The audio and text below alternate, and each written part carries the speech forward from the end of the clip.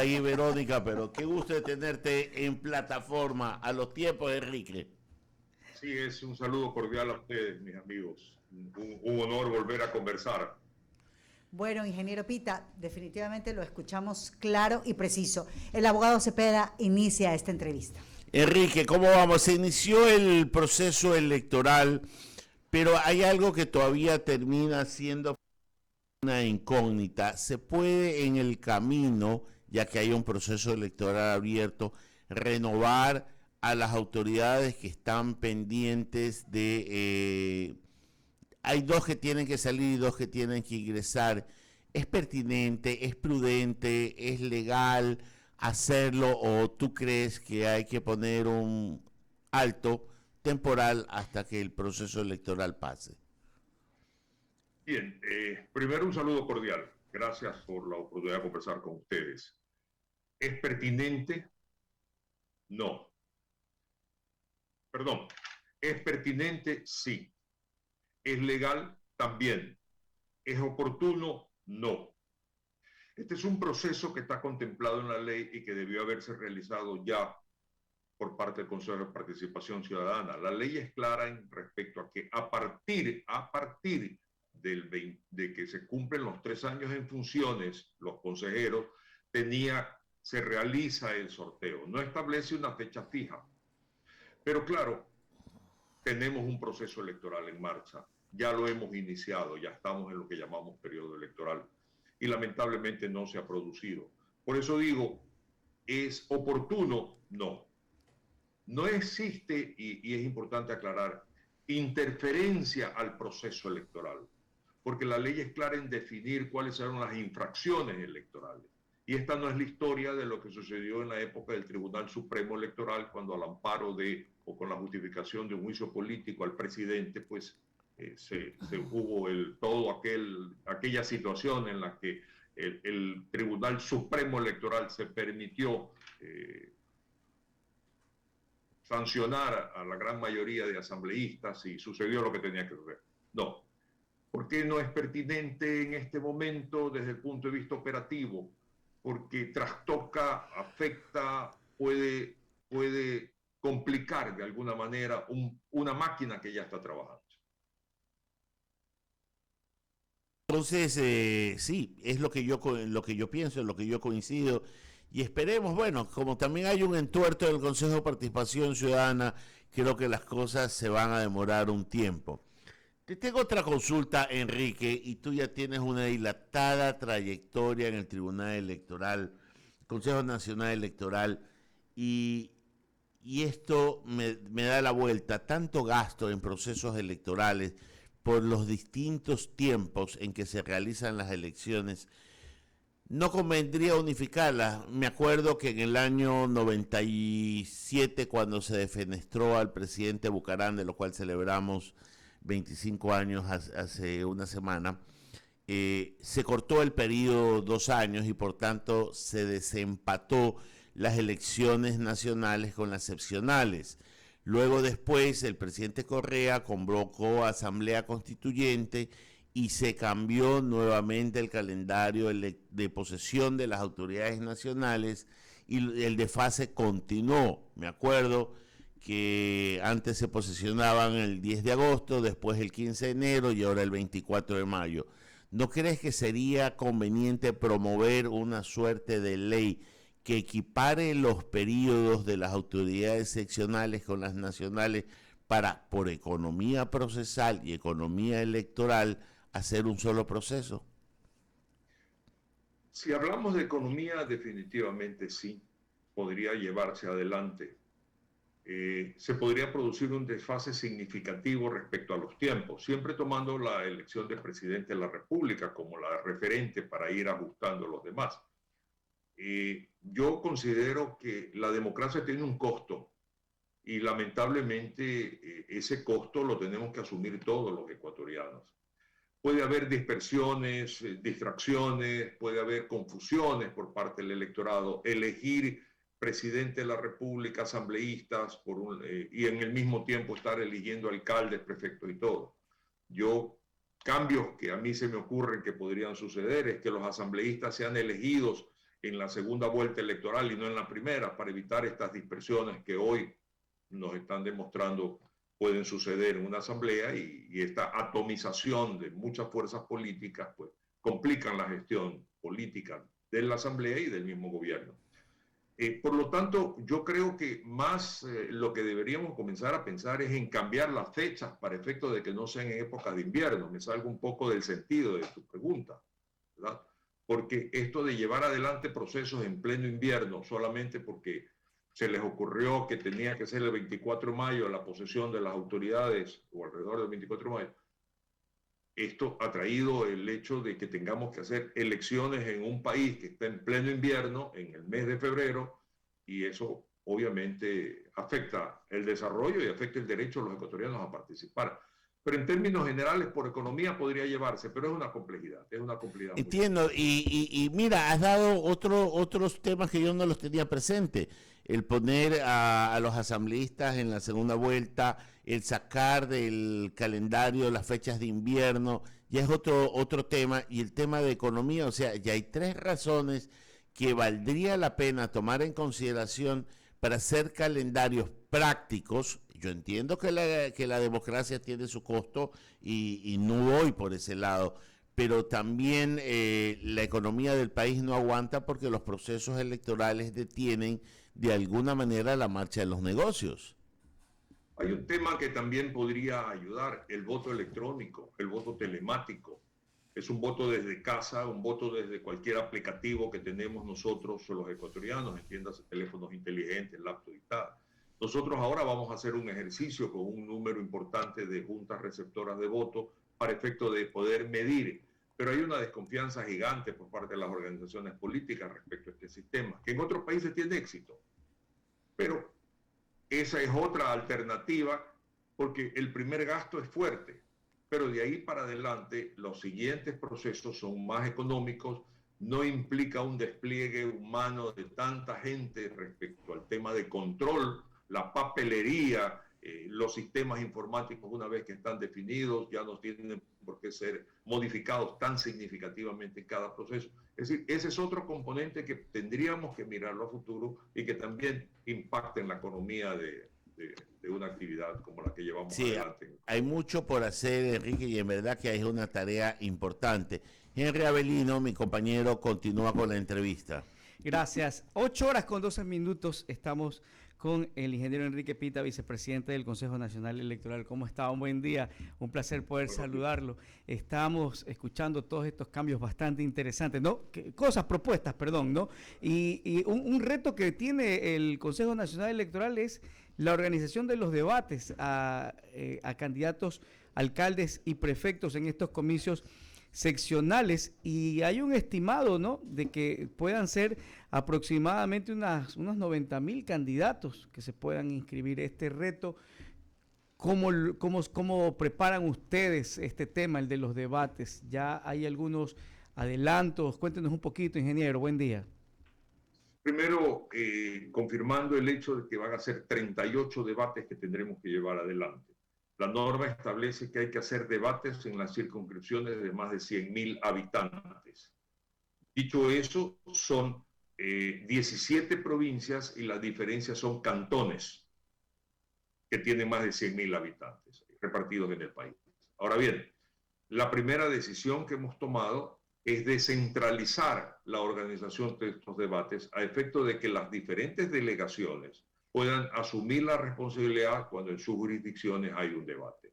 Y esto es bueno porque primero no lo hacemos desde Quito, que tiene un sobrecosto importante, y le damos a la delegación la importancia y conocen en los medios, y con el apoyo de las organizaciones civiles, académicas y empresariales y tal, pueden hacer eventos que tienen interés para la circunscripción, ¿verdad?, que no son de carácter nacional, y para el electorado de esas jurisdicciones. Así que es primera decisión que hemos tomado y que ya estamos llevando adelante. Segundo, originalmente se había hablado de una fecha de 15 días de plazo, pero eso va contra la ley. La ley dice en un día. Nosotros estamos estirando el asunto a 2 días, de tal manera que los debates van a ser entre el 14 y el 15 de enero. Y bueno, que Dios nos proteja y hagamos las cosas bien. pero hay que cumplir la ley, está en el Código de la Democracia y es nuestra obligación hacerlo. Muy bien, ingeniero, eso es lo importante, que la ciudadanía pueda conocer, ¿no? Que se pueda escuchar, y también la participación de las delegaciones, sin lugar a dudas, libra un poco más el tema de la organización que se pueda llevar desde la capital de la República. Y en torno al calendario electoral que ya obviamente está marcada la cancha de cómo se van a realizar las cosas. ¿Algún contratiempo que se avisore tal vez en el cumplimiento de estos temas informáticos, tal vez temas de tecnología, tal vez van a innovar, se van a seguir utilizando los mismos mecanismos actuales? En primer lugar, dentro del presupuesto que estamos estudiando, que todavía no lo hemos concluido y que tendrá que ser concluido la próxima semana, hay un componente importante que guarda relación con este aspecto informático. Los equipos informáticos tienen que ser repuestos, ya alcanzaron su vida útil, ya no tienen garantía. Por lo tanto, no podemos entrar en una elección donde pueden darse apagones o circunstancias en las cuales necesitamos que entre la cobertura, llamemos así, de los proveedores, porque, insisto, ya no tienen garantía. Por lo tanto, reposición de equipos, renovación de licencias, renovación de los equipos informáticos operativos de las provincias, todo eso es un componente importante y ya lo estamos enfrentando y está en el presupuesto. El sistema es el mismo. Mucho se habla del sistema informático y me estoy refiriendo al programa informático que procesa la información que se genera en las juntas receptoras de votos, que acumula, que da la información a los medios, a los políticos, etc. Ese se ajusta también al tipo de elección. Nuestros técnicos de gran experiencia y capacidad van ajustando el sistema para responder a las necesidades de cada proceso. En este momento, los equipos sí tienen que ser repuestos, tienen que estar a punto, y el sistema se está ajustando también a la elección que vamos a llevar adelante. Así es. Un buen día, ingeniero Pita, le saluda Verónica Landeta. Uno de los puntos vitales es la incorporación de nuevas zonas electorales que tienen por objetivo acercar los recintos a los ciudadanos que desean ejercer el derecho al sufragio. De acuerdo con información del organismo electoral, en los comicios presidenciales pasados, estaban vigentes 2.036 para los comicios locales y se prevé hacer 79 más a nivel nacional, como uno de los frentes en los que está trabajando el Consejo Nacional Electoral. Si nos podría ampliar un poquito más. Efectivamente, usted lo definió muy bien. La idea de crear estas zonas electorales nuevas es permitir que se acerque. Es evitar que la gente tenga que caminar mucho hacia el sitio donde tiene que votar y pueda tener acceso más próximo a su residencia. Hay sitios, especialmente en las zonas orientales, en el agro, en el cual pues, la gente tiene que movilizarse y recorrer distancias. Para eso se hacen estos estudios y cada delegación propone la creación de estas zonas de acuerdo pues, a los análisis, no solamente por el tema de distancia, sino por el tema de la existencia de los colegios con las seguridades pertinentes para que sean recintos electorales. Esto tiene un sobrecosto, definitivamente, porque tenemos que contratar más coordinadores de recinto, obviamente hay más desplazamiento, las capacitaciones también se amplían, pero al final del día conviene, permite que más gente participe en un proceso electoral. ¿Cómo avanza el tema de las inscripciones de los extranjeros, que también era el otro frente en el que estaba trabajando el Consejo Nacional Electoral? Eso guarda relación con el padrón electoral. Al momento, nosotros en un estimado que tenemos, prevemos que van a haber aproximadamente 10.700.000 personas o algo así que van a estar incorporadas al padrón. Se entiende que ahora tenemos primero que depurar y sacar a los que tienen que estar en el padrón pasivo. Padrón pasivo son aquellos que no han votado en 4 últimos procesos. Por ejemplo, la elección de presidente son 2 procesos. Eso estimamos que van a ser 7 millones de personas, perdón, 700.000 personas. Ahora, está abierta la posibilidad, o debemos abrir, y ahí realmente no tengo una respuesta exacta en este momento, pero tenemos que abrir la reinscripción. ¿Y por qué digo reinscripción?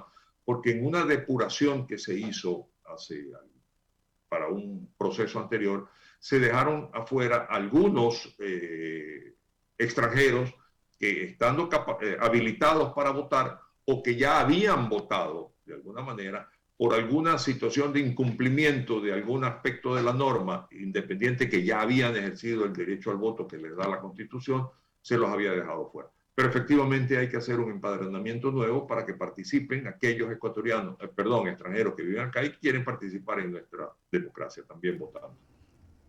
Lucía Jaramillo también ya se suma a este diálogo de la mañana y ella continúa con la entrevista. Así es, buenos días, Enrique, un gusto poder conversar con usted en esta hora de la mañana, 8 de la mañana con 20 minutos.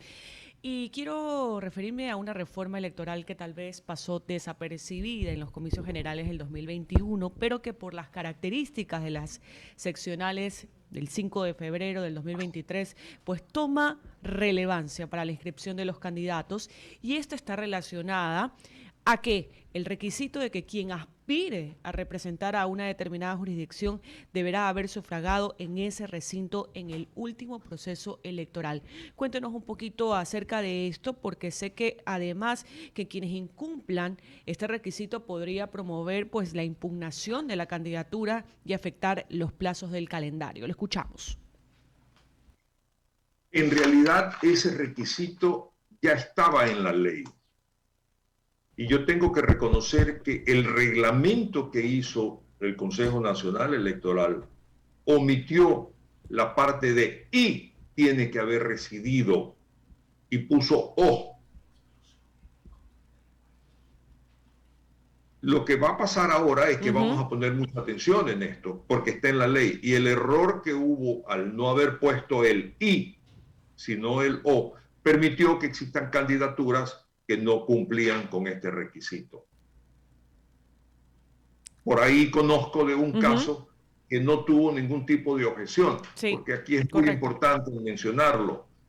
Las inscripciones de las candidaturas se hacen ante las diferentes delegaciones, ante el Consejo Nacional Electoral, y nosotros corremos traslado de las mismas a las organizaciones políticas. Por supuesto, hacemos un filtro previo de ciertas solemnidades y el cumplimiento de las exigencias de ley, pero corremos traslado, y son las organizaciones políticas las que presentan objeciones.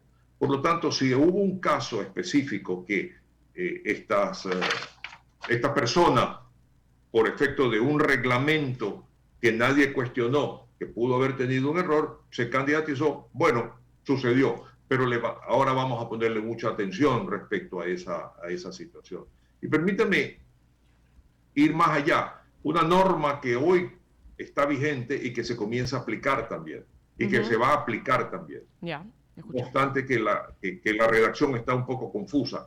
Y es el hecho de que las organizaciones políticas y los candidatos que no cumplan un porcentaje del 4% de la votación tendrán que devolverle al Estado el 50% de lo que el Estado gastó en la promoción electoral. Entiendo. Eso no se ha hecho antes, tenemos que reglamentarlo. Insisto, no tengo en mi cabeza la norma en este momento, pero es muy importante tomar en cuenta que eso va de alguna manera, o permitiría de alguna manera, desalentar a todos los candidatos que quieran participar y que en un momento dado pues simplemente lo hacen sobre el amparo o al amparo de que el Estado les cubre la publicidad. Si no tienen un porcentaje mínimo, tendrán que devolver los recursos que nosotros, usted, yo y todos los que nos escuchan, estamos invirtiendo en esa promoción electoral.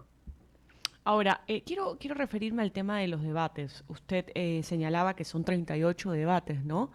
Que se organizan 38 debates entre los candidatos, alcaldes y prefectos. Y este justamente es un reto importante que tiene el Consejo Nacional Electoral para los comicios seccionales. ¿Por qué tantos debates? Porque está en la ley.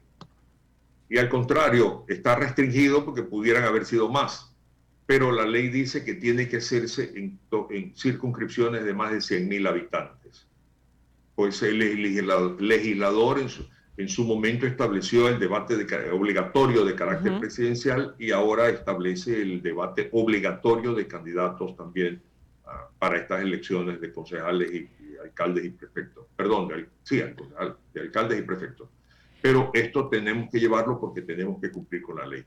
Ahora, el tema de cuando empieza la campaña electoral, ¿qué fecha está estimada? ¿Cómo van a controlar que se cumplan esos tiempos? Pese a que usted sabe que la mayoría ya nos ha pasado en elecciones pasadas que lamentablemente no se cumple el tema del inicio de la campaña electoral y ya hemos visto a candidatos haciéndolo mucho antes de la fecha estimada.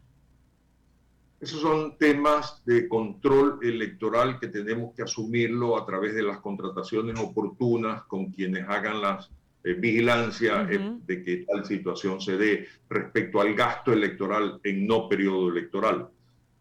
Obviamente el periodo de la campaña electoral, que es el de control, porque así lo establece la ley, es diferente. Pero sí, tiene razón, la gente... Y hay que medir muchísimo qué es campaña electoral, qué es promoción disimulada, pero al final del día es obligación nuestra ir haciendo la auditoría pertinente para cuando se hagan los controles del gasto electoral poder hacer el cargo respecto a esa campaña de esa inversión.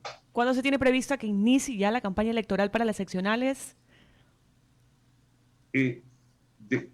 Una vez definida la fecha de las elecciones, se definen las fechas, de acuerdo a como está contemplada en la ley, anteriores. Por ejemplo, si la fecha de elecciones es el 5 de febrero del 2023, la convocatoria tenemos que hacerla el 21 de agosto, esto es 120 días antes de la elección. El cierre de registro de organizaciones políticas para poder ser validado tiene que ser el 22 de abril y el máximo plazo para que todas estén habilitadas es el 23 de mayo. Esto es 90 días antes de la convocatoria. La inscripción de candidaturas arranca el 22 de agosto y concluye el 20 de septiembre. Esto es, la ley dice, más o menos, dice 100 días antes de las elecciones. Todos estos aspectos están contemplados en la ley y están contemplados en el calendario electoral. 8 de la mañana con 26 minutos, Verónica. Así es. Bueno, le agradecemos al ingeniero Enrique Pita, vicepresidente del Consejo Nacional Electoral. Ahí nos ha podido resumir lo que el Consejo Nacional Electoral está haciendo, trabajando y adelantando todo este cronograma para las elecciones seccionales del 2023. Más adelante, ingeniero Pita, en una otra oportunidad estaremos pues dialogando sobre este proceso electoral, las elecciones seccionales del 2023. Le agradecemos. Saludos, Enrique.